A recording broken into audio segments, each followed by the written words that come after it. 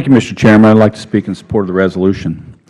Since my election to Congress, and particularly during my current role as Chairman of the Research and Technology Subcommittee, I have had the opportunity to look closely at this Administration's track record on scientific integrity and the lack of transparency of federally funded research.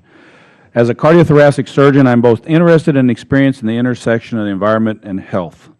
It is irresponsible that a Federal agency supported by taxpayer dollars has refused to hand over this data. With large coal and agriculture industries in my district, I have seen firsthand the detrimental effects of EPA regulations have on these industries when they are based on ideology instead of sound science.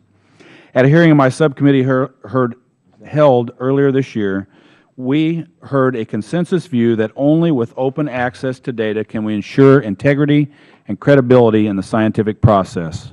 This is especially important when it comes to government regulations and decisions that affect all Americans' health and financial well-being. Witnesses testified that many published research findings may be false, and access to this data is necessary to validate and understand scientific claims. They also pointed out that the types of observational epidemiological studies that underlie EPA's claims are particularly problematic. A few of my colleagues have raised concerns about sensitive health information within these data sets. I have no such concerns.